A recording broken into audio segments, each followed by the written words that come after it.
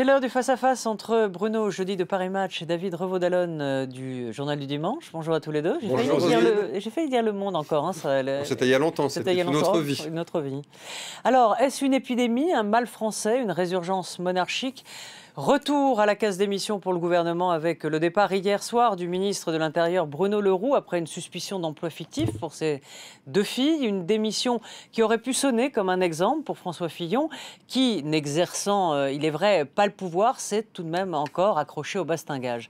Mais le vent continue de souffler et de décoiffer ses sourcils avec d'autres révélations ce matin dans le Canard enchaîné. Selon le journal, le candidat Fillon aurait touché 50 000 $ en 2015 pour jouer les entremetteurs entre le président russe, Vladimir Poutine, un milliardaire libanais et le PDG de Total, Pouyanné. J'ai envie de vous dire, c'est la routine, quoi. Sauf que, effectivement, là, quand même, ça grossit. Le dossier grossit chaque jour.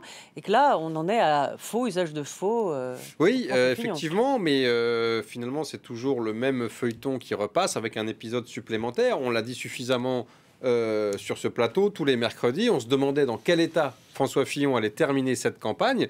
Et plus que jamais, la question se pose, parce que là, il est évident qu'il n'y aura plus de... Enfin, le feuilleton du plan B, de la solution de remplacement est derrière nous. Il n'y a plus de recours possible. Et donc, toute la question est celle de l'état politique et peut-être presque psychologique de François Fillon dans 4 semaines avant le premier tour. On a vu que lors du débat, il s'était plutôt sur la forme bien tenue, même s'il était quand même extrêmement, j'ai trouvé extrêmement verrouillé, hein, et notamment quand on a parlé les rares fois où on a parlé des affaires. Mais là, je ne vois pas comment il peut continuer et espérer à remettre sa campagne à chaque fois sur les rails, sur les dossiers et les propositions. Honnêtement, David, c'est quand même bon, il faut quand même pas tomber totalement dans le piège du feuilleton. On égrène les affaires. Sur l'histoire de sa société de ZEF, on savait qu'il avait une société, forcément il a des clients. Non mais attendez Bruno, il a toujours dit qu'il n'avait jamais été payé pour... conférence payée. Là, en Russie. Là il met son... Donc il a menti encore une fois. Non, manifestement, c'est il met son carnet d'adresse, il vend son carnet d'adresse, il a le droit, c'est choquant. C'est pas d'un point de vue moral, c'est totalement choquant. D'un point de vue légal, il a le droit. La société a été enregistrée dans les conditions. Mais il avait dit qu'il n'était jamais rémunéré par la Russie. Cela étant, Rosine, on est dans le feuilletonnage. Voilà, c'est comme ça. Il y en aura toutes les semaines. Il ne peut pas passer une semaine sans qu'on rajoute un élément. Et donc, il ne peut pas faire campagne, puisque depuis le début, il n'a jamais réussi à mettre ses propositions sur le projet. Juste quand même pour nos téléspectateurs, le supplément d'information demandé par le parquet n'est pas sur l'affaire dite de la société de ZEF avec le Libanais, le Russe que vous venez de décrire, mais sur l'enquête Pénélope, puisque la justice veut vérifier s'il n'a pas fait des faux pour essayer de justifier a posteriori l'embauche et les feuilles de présence de sa femme. C'est ça que la justice essaie d'établir. Donc, c'est juste pour que nos téléspectateurs s'y perdent pas, parce que sur l'affaire de la Russie, objectivement, on verra, mais il a le droit. Ça ne change rien. Il est plombé par les affaires, il a du mal à être audible. Et c'est vrai qu'il y a eu une soirée où, on a pu parler du fond pendant 3h30. Hein, voilà, on a eu l'impression que la campagne démarrait. Personne lui a posé la question sur. Vous avez raison, mais pendant 3h30, on a eu l'impression que la campagne démarrait. Et puis patatras, le lendemain, hop, Fekl, enfin Le Roux, remplacé par Fekl, 5e ministre a démissionné. Et puis par là-dessus, encore un feuilleton supplémentaire dans l'interminable série noire de François Fillon. Mais Le Roux, à côté de Fillon, il fait petit bras, non ? Bah, il fait petit bras. Ce qui est embaucher ses filles en plein été à l'Assemblée nationale, c'est pas trop ce qu'elles ont pu faire. Alors qu'elles étaient effectivement lycéennes et qu'elles étaient âgées donc pour les premières embauches de 15 et 16 ans, c'est assez gratuit. Je trouve plutôt qu'on a franchi un cran. Non, mais il y a 55 000 € dans un cas, c'est 20 ans et 1 million d'euros. Donc les Français apprécieront. Mais 15 ans à l'Assemblée nationale, quand même, c'est pas mal. Ce qui est certain, c'est que c'est du détournement de mineurs. Ce qui est certain, c'est que la malédiction de l'emploi fictif et au-delà des affaires, on ne voit pas comment cette campagne va pouvoir se dérouler, parce que ça fait 2 mois qu'elle n'a pas commencé, et on est en train de faire le constat qu'elle ne pourra pas avoir lieu, et que après ce débat qui a enfin permis aux candidats de revenir sur le fond et les propositions, patatras, on a un nouvel épisode de l'affaire Fillon, et on a cette affaire Bruno Le Roux. Là où elle est gênante, cette affaire Bruno Le Roux, bien sûr, d'abord pour le président Hollande, pour le gouvernement, pour les socialistes, parce que ça fait pas très sérieux d'avoir effectivement, c'est le 5e ou le 6e ministre. La République exemplaire, il y a longtemps qu'elle est morte. Qui démissionne sur ce type de légèreté personnelle. Comment ? Il finit pas en fanfare. Non, ça on le savait. Ouais. De toute façon, même indépendamment de cette affaire, il finissait pas en fanfare. Non, mais le problème, Simplement, David... juste Bruno, laissez-moi terminer. Le problème, c'est que là où il y a un 2 poids 2 mesures, c'est que voilà, au bout de 24 heures, il y a eu enquête du parquet financier. Les amis de François Fillon hurlaient au complot, à l'assassinat politique, disaient qu'il n'y aurait pas d'enquête. Au bout de 24 heures, il y a une enquête et surtout, il démissionne. De toute façon, maintenant, il démissionne, Bruno Leroux. Ils vont pas retirer le candidat maintenant, sinon il n'aurait plus de candidat. D'accord, mais ça souligne par contraste finalement le fait que François Fillon, envers et contre tout, mise en examen. Moi, c'est pas ça que je relève. Ce que je relève, c'est que c'est une confirmation que pour la première fois pour cette 10e campagne présidentielle,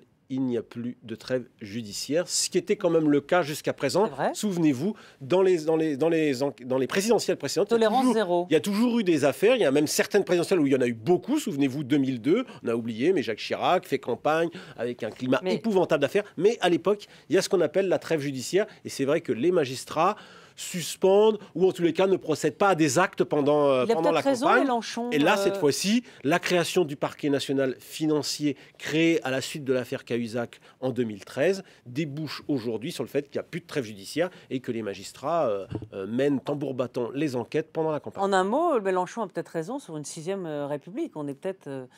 faut peut-être... À mon avis, le parquet national financier, il peut exister dans la 5e ou dans la 6e. C'est un autre débat qui relève plus des institutions politiques que du rapport entre politique et judiciaire. Mais c'est vrai que là, pour le coup, personne n'est à l'abri, à part ceux qui sont protégés par leur immunité. Voilà, on sait bien que la Constitution protège. Voilà. Donc, je voudrais vous montrer 2 sondages. Un d'Elab, qui est intéressant parce qu'il met Emmanuel Macron pour la première fois devant Marine Le Pen, donc avec 26% pour Macron. Donc, Marine Le Pen est à 24,5%. François Fillon 17, et puis Jean-Luc Mélenchon, qui a fait son show pendant le débat, passe devant Benoît Hamon avec 13,5 et 11,5. Donc ça, c'est le Elab. N'oubliez pas. Et la petite tête de Dupont-Aignan. Dupont-Aignan, qui était notre invité hier. Il rembourserait sa campagne. S'il atteint 5%, rappelons à nos téléspectateurs, 1,79 en 2012. Il pique à qui, lui? Il pique à Le Pen? Il pique à Fillon. Voilà. En gros, Dupont-Aignan a doublé son score en 10 jours depuis l'affaire des costumes, où là on voit bien que les électeurs déçus par François Fillon, qui précédemment allaient soit chez Marine Le Pen, soit chez Emmanuel Macron, soit les deux, cette fois-ci, trouvent refuge chez Nicolas Dupont-Aignan. Alors, est-ce que ce sera durable? On verra, mais pour l'instant, il y a une sorte de très mauvaise humeur de certains électeurs de François Fillon qui vont vers Dupont-Aignan, qui, faut le rappeler, il n'est pas très connu, c'est un ancien du RPR, qui est passé un peu par toutes les couleurs. Il a commencé chez Rocard, il a été chez Séguin, et il s'est mis à son compte, parce qu'il n'a pas voulu, quand Nicolas Sarkozy a pris les rênes de l'UMP, il n'a pas voulu être de l'aventure de Sarkozy. Et puis il a fait lui aussi son numéro en quittant le plateau de TF1 avec 11 000 vues, je crois. Oui, il proteste depuis des semaines sur le fait qu'il y ait des débats à 2 vitesses et de division finalement dans les candidats, les gros et les petits, sur la base de sondages qui contestent. Oui, sur le fond, il n'a pas tort. J'aimerais avoir votre avis sur... vous vous exprimez ailleurs, sur d'autres chaînes, mais sur France 24, vous allez me donner votre avis sur ce débat. Dans le fond, qui vous avez trouvé bon, mauvais? Est-ce que...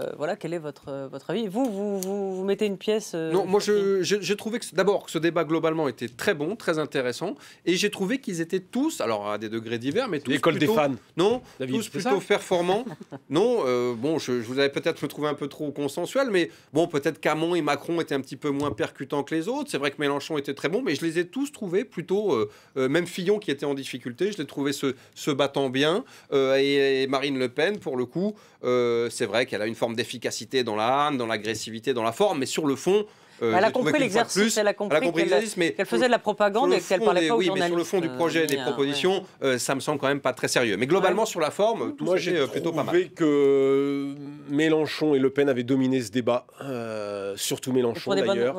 Surtout Mélenchon d'ailleurs, je trouvais vraiment excellent débatteur. Et heureusement qu'il était là, parce que d'abord, c'est lui qui a fini par casser le catalogue auquel on avait droit. Et surtout, c'est le premier qui s'en est pris vraiment à Marine Le Pen.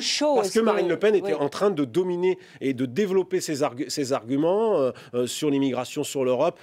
En deuxième partie, elle a été un peu plus mise en difficulté parce que François Fillon s'est réveillé, parce que François Fillon, qui avait peur d'être attaqué sur les affaires pendant la première heure, ça pour le coup, il avait avait l'impression l'impression tranquille. il n'était pas sur le terrain quasiment, on avait l'impression qu'il n'était pas dans le jeu. Il était bon agent d'ambiance. Et par contre, après la pub, ça lui a fait du bien la mi-temps, et là il est revenu et au taquet sur l'économie, où là on a vu quand même plus de densité chez François Fillon, avec un projet plus solide, et puis l'occasion de mieux se défendre, notamment face à Emmanuel Macron, que moi j'ai trouvé vraiment pour le coup pas performant, ni sur les questions économiques, et surtout sur les questions internationales.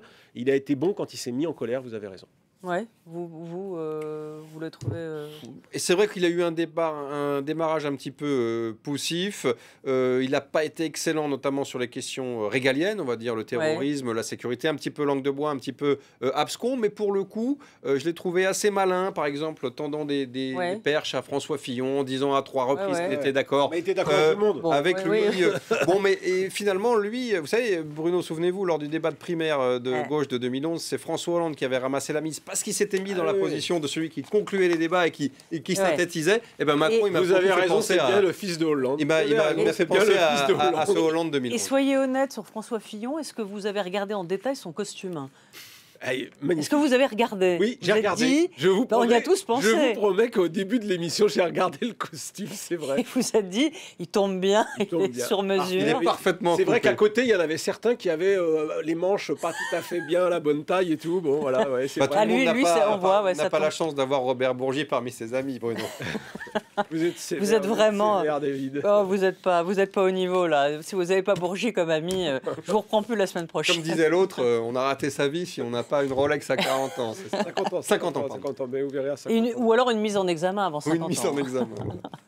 Merci à tous les deux. On se retrouve très vite. Et je vous donne rendez-vous pour Politique demain avec Jean-Marie Colombani, notre émission à 17h10. Merci.